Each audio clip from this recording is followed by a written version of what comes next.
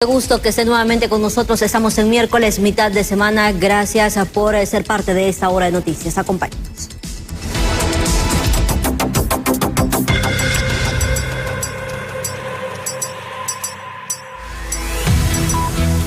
Así iniciamos con las noticias. El gobierno del presidente Nasri Aspura decidió eliminar 38 instituciones del aparato gubernamental para poder generar un ahorro significativo.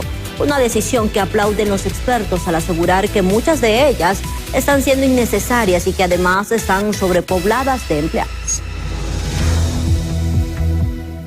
Después de la primera reunión de consejos de ministros, se acordó que el gobierno eliminará 38 secretarías de Estado, como SEDECOAS y Planificación, entre otras, las cuales se estarían reduciendo de 113 a 74, generando un ahorro de 15.000 millones de lempiras, según lo informado por el ministro de Comunicación la noche del martes. Que es atribución del presidente de la República, en Consejo de Secretarios de Estado, crear, modificar y fusionar o suprimir dependencias del Estado hondureño. Considerando también que se ha evidenciado la existencia de duplicidad de competencias, dispersión administrativa, debilidades organizacionales y sobrecarga presupuestaria en las instituciones gubernamentales, se ha dado inicio con la discusión del PCM. Ante la crisis gubernamental, expertos ven viable la eliminación de las secretarías, quienes consideran que primero se debe dar solución a las deficiencias económicas con las que se lucha, para así poder tener recursos que invertir en sectores que demandan aún más atención. Totalmente correcto, válido, 113 instituciones del Estado, una carga laboral de cerca de 280.000 empleados públicos a nivel nacional. Es un hecho que se requiere hacer una reducción del Estado. Cuando estamos en crisis, yo siempre lo he dicho, tiene deudas en casa, debe la tarjeta de crédito, ¿qué hay que hacer? Socarse la faja, pagar para después seguir adelante. Eso es lo que tiene que hacer el Estado, socarse la faja. Expertos legales aseguran que esta semana se podrían cerrar oficialmente al menos 20 de estas instituciones y aunque saben que habrán muchos desempleos, lo consideran necesario ante el exceso de personal que existe en cada una. Creo que es muy bueno que se haga porque el aparato estatal no puede ser tan grande. Miramos de que hay excesiva personal en muchas instituciones y con el cambio de gobierno pues aparecieron muchos que no aparecían, inclusive hasta extranjeros, venezolanos, cubanos en sí, gente que vive en Estados Unidos devengando salario en el país. Entonces hay que hacer una revisión muy profunda, pero un superior de cuentas debe de actuar en demandas de repetición contra aquellos funcionarios que firmaron estos acuerdos y estos contratos. Aunque todavía no se sabe si todo el personal será despedido o reubicado, o al menos una parte, las autoridades dijeron que los recursos liberados serán para el pago de compromisos laborales que siguen pendientes, inversión en infraestructura, salud, educación y el fortalecimiento de áreas clave para dinamizar la economía y atraer inversión nacional y extranjera. Con imágenes de Luis Sosa, les informó Alexandra Martínez. Y en otros temas, con sanciones severas para quienes difundan videos íntimos sin consentimiento por plataformas digitales y prisión de hasta 10 años son parte de las iniciativas de ley que se han discutido en el Congreso Nacional. ¿Será este un freno para la violencia digital? A continuación le presentamos más detalles.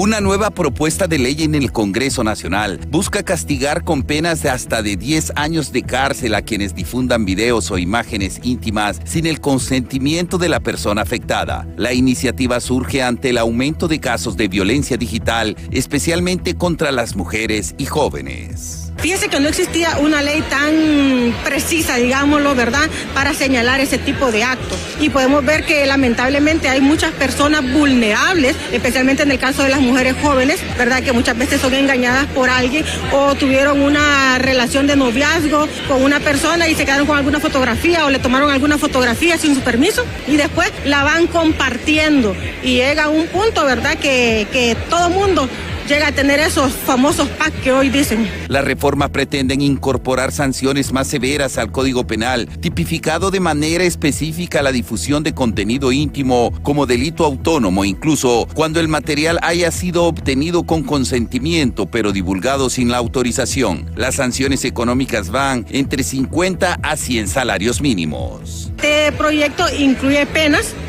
que van desde los 3 a 7 años y si es agravante inclusive, ¿verdad? En el caso de chantaje y eso, va hasta 10 años de prisión. De igual forma, hay una multa que va desde los 50 a los 100 salarios y se busca también una compensación para las víctimas. De acuerdo con organizaciones defensoras de derechos humanos, la mayoría de víctimas son mujeres entre 18 y 35 años, quienes enfrentan consecuencias psicológicas, sociales y laborales tras la viralización de su contenido privado. Según datos recabados, 6 de cada 10 víctimas son mujeres jóvenes. El 70% de los casos involucra redes sociales. 4 de cada 10 víctimas no denuncian por miedo o vergüenza. Más del 50% de los casos incluyen amenazas previas. Para diputados del oficialismo ven con buenos ojos esta iniciativa e incluso recomiendan ir más allá debido al uso de la inteligencia artificial. Me parece un proyecto muy interesante. Como mujeres, sin duda alguna, tenemos que apoyar estas iniciativas que vayan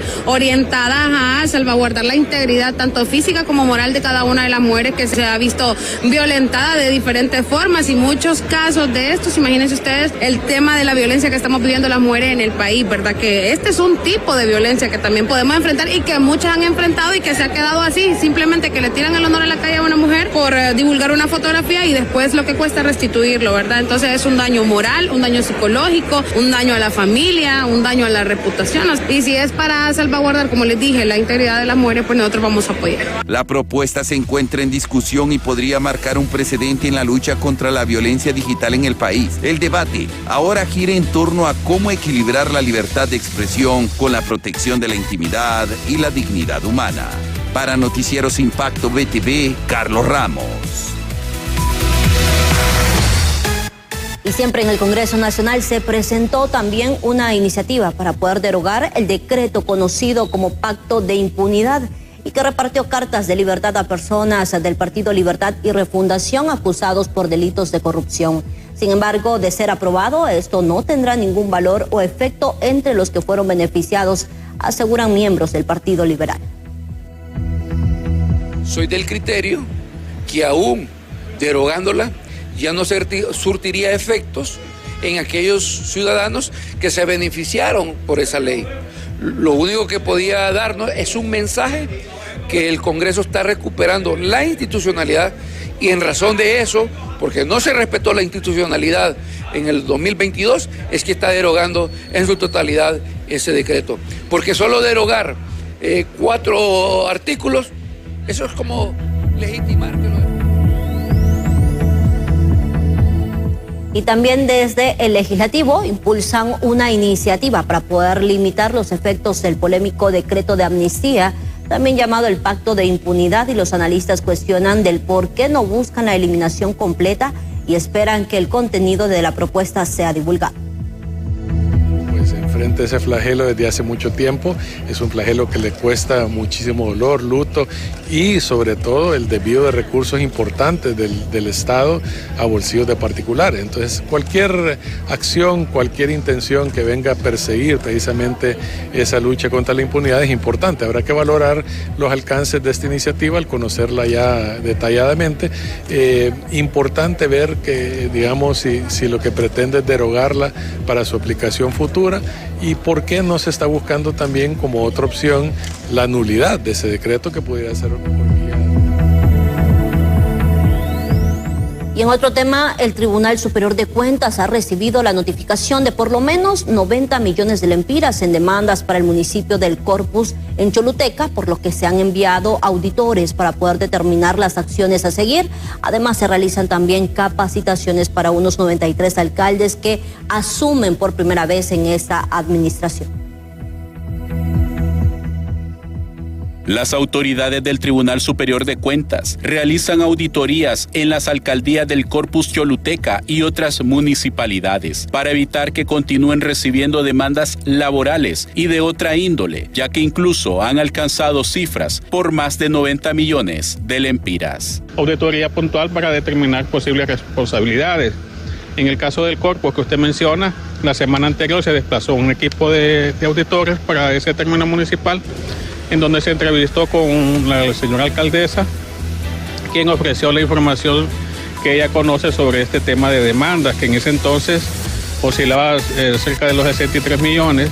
Ya ayer trascendió que la suma, hay otra demanda que suma los 27 millones, y entre las dos ya son 90, entonces es una auditoría, una investigación puntual que se estaría realizando y que tendríamos resultados a la mayor brevedad. Estamos a la espera también que la Procuraduría General de la República nos remita un listado de las municipalidades que hasta la fecha se tiene conocimiento que enfrentan demandas. Como parte del proceso de ingreso de nuevas autoridades en la administración pública, el Tribunal Superior de Cuentas también dijo que realizarán capacitaciones para evitar que los nuevos funcionarios públicos incurran en ilegalidades o demandas por mala praxis administrativa. Quizá por el tiempo uno no asiste a estas capacitaciones, pero yo le doy gracias a Dios de haber venido, porque en este poco tiempo que estuvimos aprendimos mucho, que de muchas equivocaciones que aún uno que viene iniciando las estaba cometiendo, que ahora ya no va a ser así, porque cuando uno está capacitado y tiene el conocimiento, no cualquiera lo va a enrolar. Por ejemplo, como pagar un proyecto si usted no tiene justificación presupuestaria. Hay proyectos que usted quiere implementar y uno lo hace personalmente como alcalde, y eso debe ir en corporación. Entonces, muchas cosas que uno estaba ignorante para hacerlos, ahorita aprendimos, y eso nos va a ayudar a mejorar nuestra gestión municipal. Pues yo creo que lo que hay que hacer, mi amigo, es seguir el lineamiento que la ley lo dice, capacitarse, preguntar, buscar personas que tengan conocimiento para no caer en los errores que tienen algunos compañeros municipales. Para estos casi 93 alcaldes que reciben capacitación, es prioridad entregar informes contables, así como la declaración jurada de bienes, para mantener transparente la administración que recién inician. Con cámaras de Walter Pérez, les informa César Euseda. Hacemos la primera pausa comercial, pero al volver les comentamos que ha quedado ya fijado para el próximo 6 de marzo la nueva reunión para socializar en la Junta.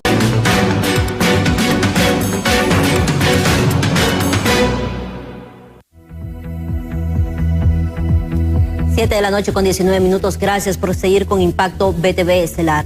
El Ministerio Público presentó objeciones a varios medios de prueba propuestos por las defensas durante la continuación de la audiencia inicial del caso Sedesol, en el que figuran como imputados el secretario de Estado José Carlos Cardona y la diputada Isis Cuellar, entre otros funcionarios, según se informó por parte del portavoz del Poder Judicial, Carlos Silva, quien dijo además que la Fiscalía se ha opuesto a que el expresidente del Congreso Nacional, Luis Redondo, y el exdiputado Carlos Zelaya sean admitidos como testigos al considerar que sus declaraciones no serían relevantes para esclarecer los hechos investigados. Continuación de la audiencia inicial en el proceso instruido para los exfuncionarios de Sedesol, incluyendo a José Carlos Cardona, que en su momento fuera el secretario de Estado, así como la actual diputada del Congreso Nacional de la República, Isis Carolina Cuellar. Se presentó las objeciones por parte de la Fiscalía sobre los medios de prueba que quiere evacuar cada una de las defensas privadas de estos 12 imputados. Con relación a la petición que se admita como testigos al expresidente del Congreso Nacional de la República, Luis Redondo Guifarro, y al exdiputado Carlos Zelaya, la representación de la Fiscalía manifestó que esto sería inoportuno e ineficaz para el proceso, ya que ambos exdiputados hablarían sobre la aprobación del presupuesto, y en este caso en particular lo que se busca es la verdad sobre la utilización del presupuesto de Sedesol, particularmente de más de 6 millones de lempiras que fueron aprobadas. Y vamos a irnos hasta el Congreso Nacional, donde se encuentra el periodista José Luis Castellanos, donde se ha cumplido ya el primer mes de parte de esta nueva administración, precisamente del Poder Legislativo, han alcanzado un gran porcentaje de asistencia hasta este momento. José Luis, se supone sería un 95%, según lo que han dicho las autoridades. Y bueno, también estaremos hablando acerca de las reacciones precisamente de ese tema que acabamos de mostrar, cuando la Fiscalía se ha opuesto a que el señor Luis Redondo, quien antes presidía el Poder Legislativo, y también el fiscal Joel Zelaya comparezcan como testigos en el caso Cedesol. Con usted, adelante, buenas noches. Muy buenas noches, licenciada, buenas noches a los televidentes que nos sintonizan a esta hora. En efecto, de esa manera inició precisamente lo que fue la sesión de este día, dando ese pequeño resumen del primer mes que tiene ya este nuevo Congreso. Por acá me encuentro en compañía de la vicepresidenta, la diputada Lizy Cano. En primera instancia, consultarle eso, diputada, el día de hoy. 14 sesiones, de las cuales un 95% de asistencias. ¿Se nota lo que es el margen de diferencia al Congreso anterior desde su punto de vista? Buenas noches, diputada. Buenas noches, José, y buenas noches al pueblo hondureño. 14 sesiones, el 95% de asistencia de parte de todos los parlamentarios, 199 iniciativas de ley, creo que sin temor a equivocarme, 10 mociones aprobadas y 14 manifestaciones, sin temor a equivocarme en los números que presentó el secretario de este Congreso Nacional, Carlos Ledesma. El presidente también habló de todo lo que se ha alcanzado y de todo lo que se busca también, ¿verdad?, desde este Congreso Nacional, que lo que pretendemos es darle a Honduras un Congreso a la medida de Honduras. Un Congreso que no sea un palenque, un Congreso que no sea un circo, un Congreso donde haya debate con altura, un Congreso donde haya debate con argumento, un Congreso donde no sea a gritos ni a patadas ni con imposiciones, sino que un Congreso donde se vote y que cada uno de las iniciativas sean sacado con votos. Y si usted hace una retrospectiva, la mayoría de los decretos o de las iniciativas que se han aprobado han sido prácticamente por unanimidad. Así que aquí de verdad que es un Congreso distinto, un Congreso, le repito, donde entendemos que es un parlamento, que aquí lo que se viene es a hablar, a construir, a dialogar, a buscar avenidas de salida para el país, porque aquí tenemos que quitarnos las camisas partidarias y tenemos que ponernos la camisa de Honduras. Finalmente, todas las acciones y todas las decisiones que acá se toman repercuten ahí, en su casa, en su bolsillo, en su trabajo, en la manera de cómo se moviliza, en cuando va a los hospitales, en cómo sus niños reciben clases. Eso, ahí repercuten las decisiones de este Congreso.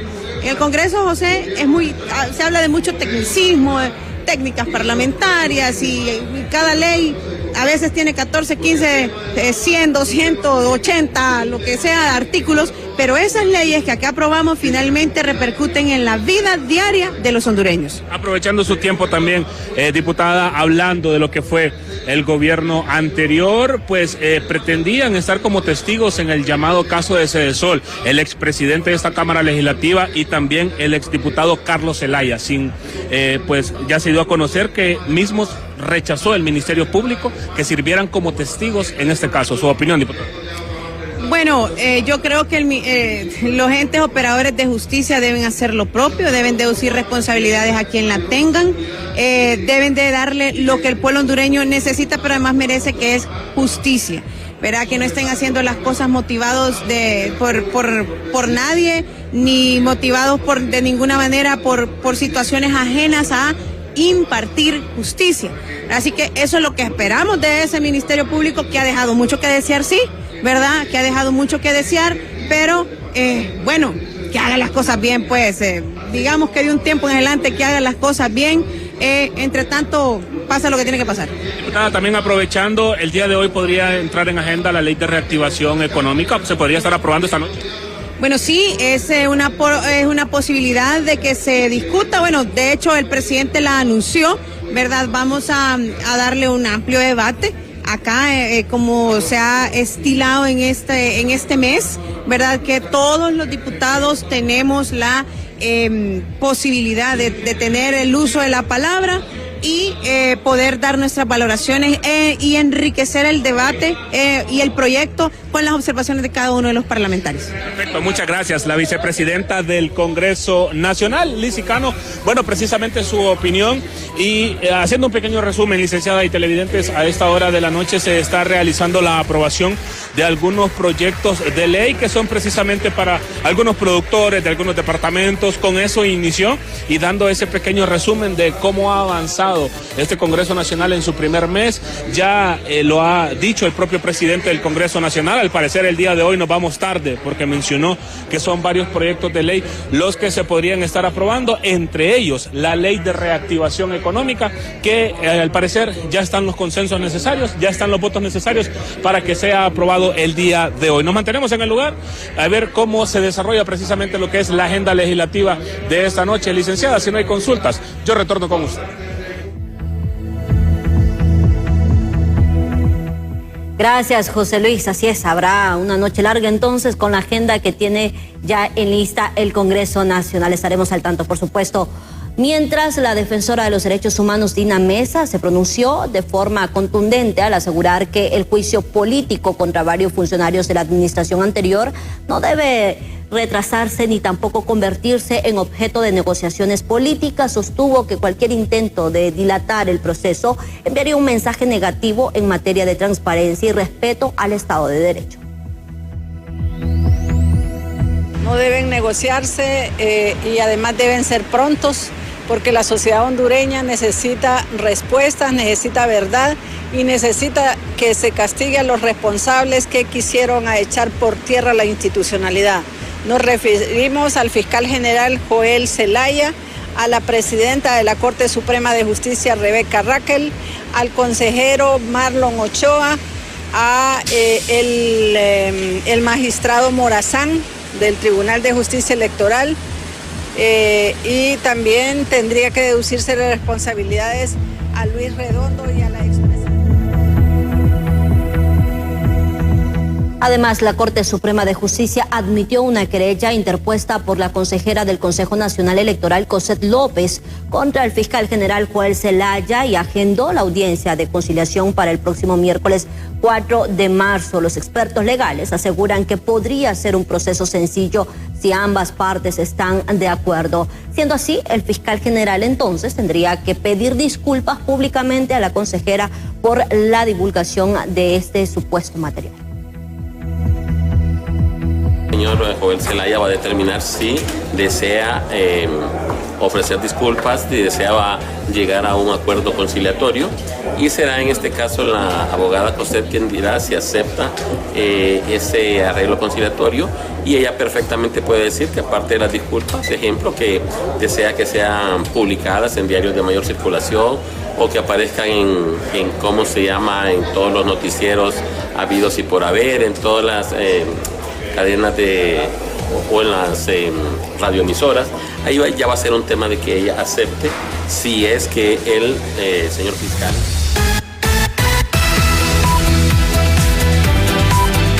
Cambiamos completamente de tema. Ahora, Berenice Amaya, usted nos va a informar acerca de los nuevos nombramientos que también se han realizado por parte de las autoridades de gobierno. Asimismo, se han tomado otras determinaciones después de que ya se logró realizar este primer encuentro del Consejo de Ministros, que fue el día de ayer. Usted con todos los detalles a esta hora. Buenas noches. Muchas gracias, licenciada. En efecto, tal y como usted lo manifiesta, continúan algunos acuerdos establecidos en lo que es el primer Consejo de Ministros que se realizó el día de ayer. Pero primeramente se habló de que se van a ahorrar muchos millones de lempiras mensuales. Esto debido a la fusión de varias secretarías del Estado y también acerca de otros temas muy importante, donde también se habló que son 600 millones de lempiras que se estarían ahorrando, y también en cuanto al tema del alquiler de algunas instituciones del Estado que estarían pues ahorrando mucho gasto público. Pero por otra parte también se habla acerca del tema de los médicos cubanos, donde se mencionó que ellos estarían saliendo del país ya que no se les estaría renovando este contrato después de la denuncia del presidente del Colegio Médico de Honduras. Vamos a escuchar al ministro de Comunicaciones, José Argueta. Tal es el caso de la Secretaría de Desarrollo Comunitario y Agua y Saneamiento, puesto que ya existe el Servicio Autónomo Nacional de Acueductos y Alcantarillados. La infraestructura que quede para su trabajo pasará a la Secretaría de Infraestructura como tal. Se elimina la duplicidad de los recursos, no la función que estas instituciones brindan al pueblo hondureño. Asimismo, en otro ejemplo similar, la Secretaría de Transparencia, el Instituto de Acceso a la Información Pública y la ONACIDI, que es la Oficina Nacional de Desarrollo de las Instituciones Públicas, constituido como un órgano técnico especializado del Poder Ejecutivo, encargado del desarrollo integral de la función del control interno institucional y que funge como órgano del Sistema Nacional de Control de los Recursos Públicos, y además el Tribunal Superior de Cuentas, pasan a un proceso de fortalecimiento institucional que reduzca duplicidades. El día de ayer representan un ahorro no menor de 600 millones de lempiras al mes. Esos son casi 7.500 millones de lempiras al año, más la reducción que se haga en el resto de instituciones. No más carros alquilados, como lo mencionó el ministro de Finanzas. Solo en parados brindadas se iban aproximadamente 1.200 millones de lempiras al año, pero en otra institución además hay 700 carros más de carácter en alquiler que también serán eliminados. Consumo de combustible, alquiler de edificios innecesarios también será reducido. En ese sentido, las brigadas médicas saldrán del país porque estas brigadas deben contar con 3 elementos esenciales: que sean gratuitas, que las personas que vengan a brindar ese servicio sea gratuito, no mayor a 90 días y con la certificación del Colegio Médico de Honduras. Ni fueron gratuitas porque se les pagaba entre $1.600 y $2.500 a cada médico cubano, ni fueron temporales porque fue por mucho más de un año, siguen de hecho en el territorio y nunca. Esto fue parte de la conferencia de prensa en Casa Presidencial, pero por supuesto, tal y como usted lo mencionó, también se han realizado otros nombramientos, porque recordemos que faltaban algunos ministros. Para entrar en detalles, también se nombró a Nicolás José García como titular de la Comisión Nacional de Banca y Seguros, mientras que Gustavo Solórzano y Julieta Suazo como los comisionados. Además, también Héctor Vidal presidirá lo que es Banadesa. Esos fueron algunos nombramientos que se han realizado en Casa Presidencial, pero por otra parte también se anunció que serán vacunados alrededor de 36,000 niños, esto por el tema del sarampión, después de esta alerta que emitió la Secretaría de Salud. Pero por otra parte también se habla de una limpieza en lo que es las playas. Recordemos que ya se acerca lo que es la Semana Santa. Esto fue parte de lo que se vivió en Casa Presidencial. Yo con este informe retorno al estudio central. Buenas noches. Buenas noches, Berenice. Gracias por la información que se ha desprendido desde Casa Presidencial, cuando también las autoridades informaron que habrá una reducción del presupuesto de 469,000 millones de lempiras. Esto pasará a 430,000 millones en las instituciones, por supuesto, de acuerdo a esta reestructuración que han estado ellos realizando. Pero les tengo buenas noticias también, porque Almacenes Tropigas lanza su campaña mundialista Cancha Naranja con las mejores promociones en sus productos para poder disfrutar el fútbol de la Copa del Mundo 2026 con los mejores electrodomésticos para tu hogar. La emoción del Mundial se vive en la Cancha Naranja de Almacenes Tropigas y podrás disfrutar la experiencia del fútbol desde tu hogar. Estamos muy contentos en Almacenes Tropigas porque estamos lanzando nuestra campaña del Mundial, donde nuestras tiendas se convierten en un territorio del fútbol con nuestra Cancha Naranja en Almacenes Tropigas. Vamos a tener promociones en camas, en muebles, pero también vamos a estar sorteando en dentro de todos nuestros clientes que nos compren de crédito de contado, sé futboleros. Esta promoción aplica en todas nuestras tiendas a nivel nacional. Todos los hondureños podrán prepararse con anticipación para vivir cada partido con la mejor experiencia, con productos tecnológicos de alta gama. Esta campaña inicia a partir del día de hoy y va a estar vigente hasta el 10 de mayo, así que les invitamos para que aprovechen desde ya y que puedan pues irse preparando de manera anticipada con todo lo que necesitan para ser los mejores anfitriones en esta fiesta futbolera. Desde ya pueden equipar su hogar, renovar su tecnología y aprovechar promociones especiales para disfrutar cada partido con la mejor experiencia que ofrece Almacenes Tropigas, que siempre te da más.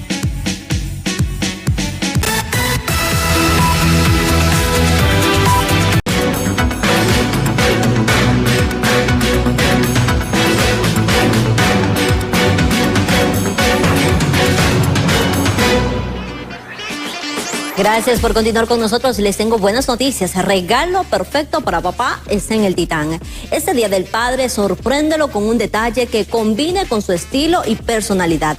Encuentra el mejor precio, ropa, calzados, accesorios y mucho más para consentirlo como se merece. Ven y descúbrelo en el Titán.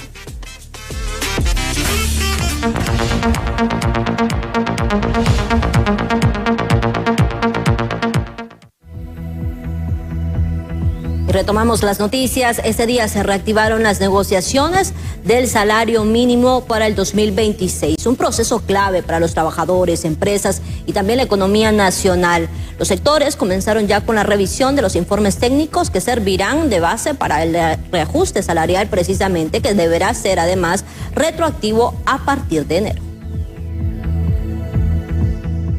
La mesa tripartita en la negociación del salario mínimo retomó las reuniones con la presentación de los informes económicos y propuestas del sector obrero para definir el ajuste salarial, el cual deberá considerar variables como inflación, productividad, empleo e informalidad. Hoy solo conocimos los informes, partiendo de los informes, los discutimos, los analizamos y hicimos nuestra primera propuesta. Fuimos nosotros el sector trabajador el que lanzó la primera propuesta, y uno de los temas que quiero dejar bastante claro y que hoy lo dejamos nosotros claro en la mesa de negociación, y es que el tema de la retroactividad no es negociable. La ley ya lo establece, que la retroactividad desde el 1 de enero de cada año, y en ese sentido no va a ser un tema que va a estar en la mesa de la discusión en esta negociación salarial. Durante la reunión, los sectores conocieron el panorama económico actual, incluyendo la reducción en la productividad, el alto nivel de informalidad y la diferencia entre salario medio y salario mínimo, factores que influirán directamente en la negociación. Hoy fue más que todo presentación del informe del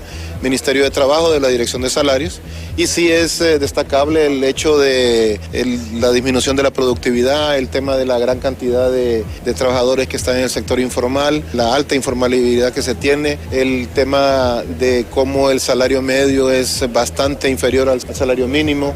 Vimos las variables económicas también, el crecimiento, la inflación, y pues en base a esto se va a dar ya inicio al proceso de negociación. Los empresarios señalan que la productividad, el desempleo y el contexto internacional deberán incidir en el ajuste salarial, ya que el país enfrenta retos importantes para atraer inversión y generar empleo formal. Es indispensable que en nuestro país se logre precisamente la generación del empleo y que el presupuesto de la República sea utilizado para los temas que nuestro país tiene pendientes en este momento. Las negociaciones para el salario mínimo continuarán el próximo viernes 6 de marzo para buscar aprobar un ajuste salarial viable y favorable para toda la fuerza laboral. Lo que dejan en claro es que el mismo será reactivo desde el 1 de enero, informó Ninibet Zambrano con imágenes de Jesús Sánchez. Por otro lado, el directivo de la Asociación Hondureña de Maquiladores, Jesús Canahuati, ha informado que con la nueva imposición del 10% de aranceles a nivel mundial por parte de Estados Unidos, esto representa una ventaja competitiva para Honduras, ya que los países miembros del CAFTA han quedado ya en un 0% de impuestos, pero señala que las negociaciones deben continuar porque esta medida nada más será por 150 días. A los países de CAFTA, o sea, Centroamérica y República Dominicana, y a USMCA, que es México y Canadá. Somos los únicos dos regiones, la región de, o sea, el USMCA, que es el Tratado de Libre Comercio entre Estados Unidos, México y Canadá, y CAFTA, que es Centroamérica y República Dominicana. Somos los únicos dos grupos que quedamos exentos de ese 10%, o sea que quedamos en un 10% de ventaja contra el mundo. Hay otra cosa que hay que incluir. El presidente Trump dijo que ese 10% iba a ir a 15%. Entonces, en la medida que ese porcentaje, que es el máximo 15%, que le otorga la ley, vamos a estar entre 10 y 15% mejor. Una cosa importante es que el gobierno de la República tiene que seguir negociando, porque el arancel del 25% para el aluminio, el metal y las autopartes continúa vigente. Esto nos afecta en las exportaciones de casi $2.000 millones de Honduras en lo que son las autopartes. La exoneración es sobre el decreto del 10% que impuso el presidente para todo el mundo, pero solo tiene validez de 150 días. En 150 días los países tienen que negociar. Y ayer ya sacó la Casa Blanca los países que han negociado. El Salvador ya negoció, Guatemala ya negoció, Bangladesh ya negoció, Pakistán ya negoció, China ya negoció, Vietnam ya negoció, y hay otros países, incluso Taiwán ya negoció. Las negociaciones se han dado entre 15 y 20% el arancel de todos estos países, exceptuando El Salvador y Guatemala, que quedó en 0.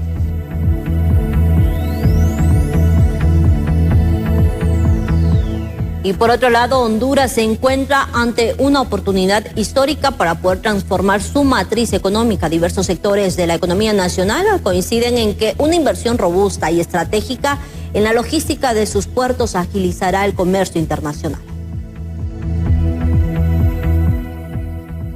La modernización de las terminales marítimas liderada por Proyectos en Puerto Cortés no solo busca mover más contenedores, sino atraer inversión extranjera. Para ello, expertos señalan que deben ejecutarse los $100 millones en logística portuaria que anunció recientemente el gobierno con impulso de OPC. Parte del problema, pero el compromiso de la operadora del puerto se comprometió con el presidente a invertir esos 100 millones para mejorar la parte logística del puerto internamente, que es la otra parte complicada que tiene ahorita el puerto.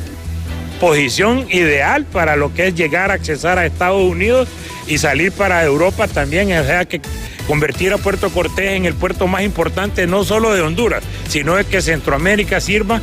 Para que este sueño logístico se materialice, el plan de inversión debe contemplar una visión integral que vaya más allá de los muelles, según señala el empresario Martín Chicas, quien añade que el flujo hacia las terminales también debe ser eficiente. Honduras tiene que verse como este puente entre la producción de Asia con el mercado de Estados Unidos y viceversa. Entonces, este puerto Cortés es estratégico, como también terminar de llevar a cabo mejoras importantes en el Necán y en San Lorenzo, y ya eso está en camino. Hay, como repito, países cooperantes, empresas internacionales y el aliado estratégico como Estados Unidos con muy buenos ojos en esto. A pesar de que Puerto Cortés sigue siendo el principal referente del Triángulo Norte, la falta de modernización en equipo, la lentitud en los procesos de aduanas y la infraestructura vial ineficiente están creando un embudo logístico. Pero con las inversiones proyectadas, Honduras aspira a mejorar su posición en el índice de desempeño logístico del Banco Mundial, donde actualmente compite estrechamente con Panamá y El Salvador por el liderazgo de la región. Con imágenes de Carlos Montes, les informó Cintia López. Abarca la currícula, optimización también de los centros educativos y la entrega de material, pero además hacer respetar el estatuto del docente hondureño, así como los incrementos salariales que se merecen ellos y que han ellos venido perdiendo.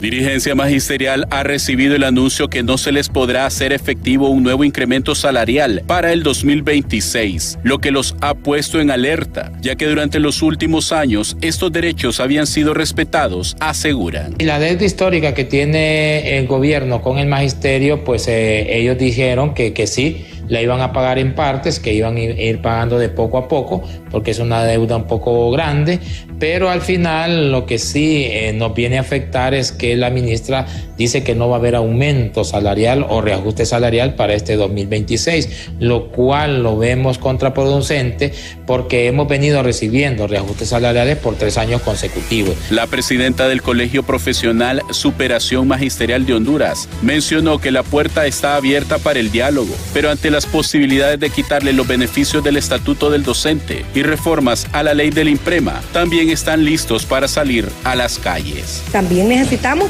nosotros el respectivo aumento y creo que sí se va a dar. Yo soy positiva, porque si no se va a dar, pues los gobiernos ya saben que el magisterio está más que listo para una lucha que vamos a enfrentar.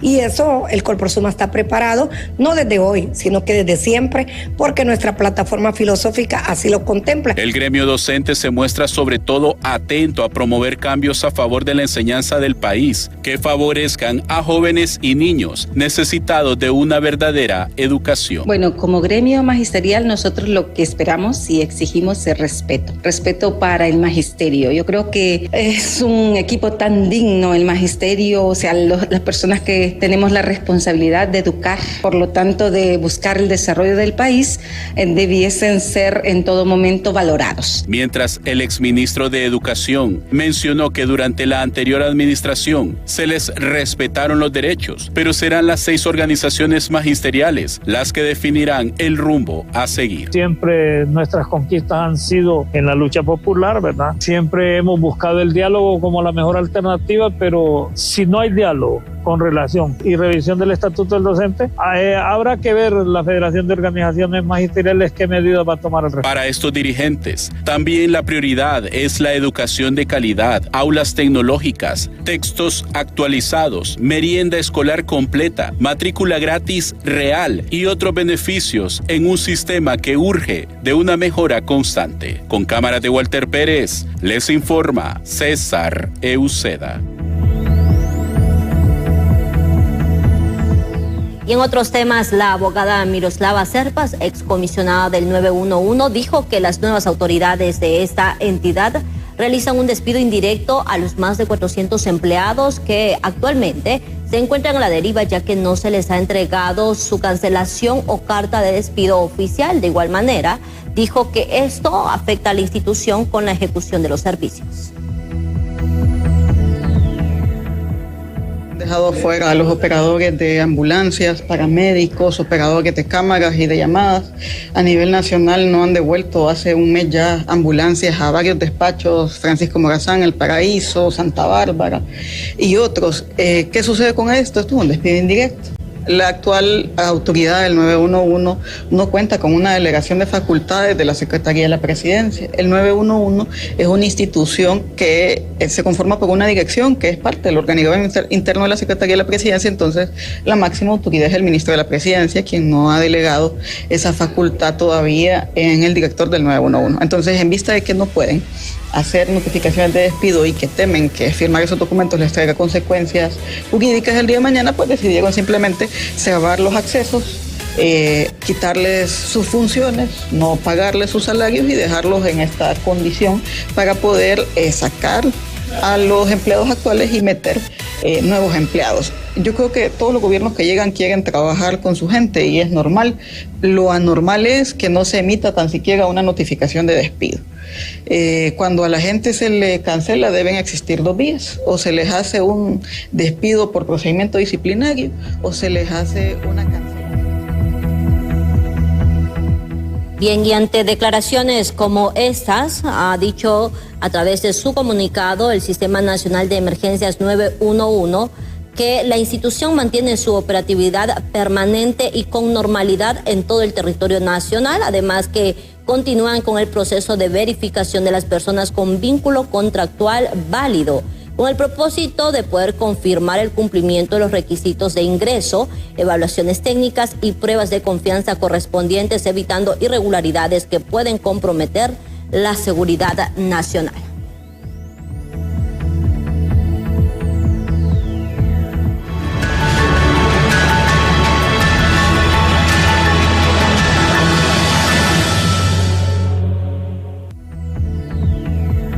Y en otro ámbito de noticias, el presidente del Colegio Médico de Honduras, Samuel Santos, ha cuestionado la permanencia de la Brigada Médica Cubana que prestó servicios al país. Además, señala que tenían jugosos salarios de $1,600 mensuales cuando cientos de médicos nacionales esperaban por una plaza en el país. La contratación de médicos cubanos en el país vuelve a encender el debate público, tras la denuncia del Colegio Médico donde se revela que más de 130 millones de lempiras se habrían destinado en los últimos 2 años para la brigada de 128 profesionales extranjeros, quienes gozaron de beneficios que ningún médico hondureño habría recibido, además de recibir un salario de $1,600. Por lo tanto, creemos nosotros que era una clase privilegiada, ¿verdad? Independientemente de cuál sea el posicionamiento ideológico o político de cualquier hondureño, no podemos estar de acuerdo en que existan clases privilegiadas en nuestro país, ¿verdad? Y que además reciban un salario mayor que el que recibe un médico hondureño. Sin embargo, nunca nos constó que estuvieran en esos lugares porque nunca nos enviaron la documentación de ellos, ni tampoco recibimos los currículum vitae donde pudiéramos corroborar de que eran médicos graduados. Sin embargo, desde la Asociación para una Sociedad Más Justa, su criterio es distinto. Señalan que a estas alturas no es prioridad solicitar información que era pública sobre los contratos de los galenos cubanos. Además, aseguran que mucha población quedó contenta con sus servicios. Invertir tiempo en eso pedimos como sociedad civil.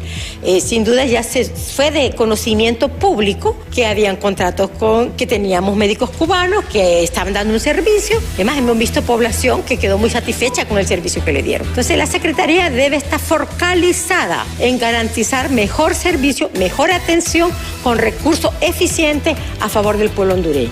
Mientras tanto, para parlamentarios como el doctor Carlos Umaña, es lamentable las altas sumas de dinero que erogó el gobierno pasado para pagarles. Sin embargo, externó su agradecimiento por la labor. El gobierno al final no era gratis, como ellos decían.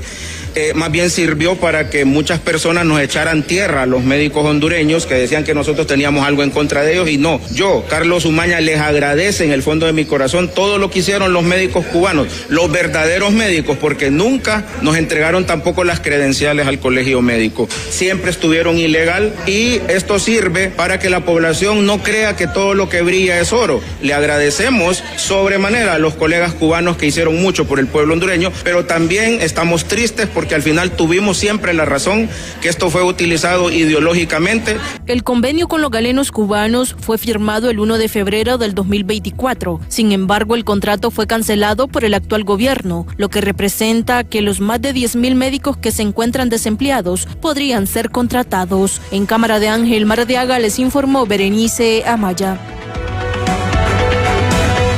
Hemos llegado al final de este espacio informativo. Gracias siempre por su fiel sintonía. Será hasta el día de mañana, pero recordarles siempre comenzar informándose con Impacto BTV matutino a las 6 a.m. seguido Diálogo de Impacto y Honduras. Que tengan un feliz descanso.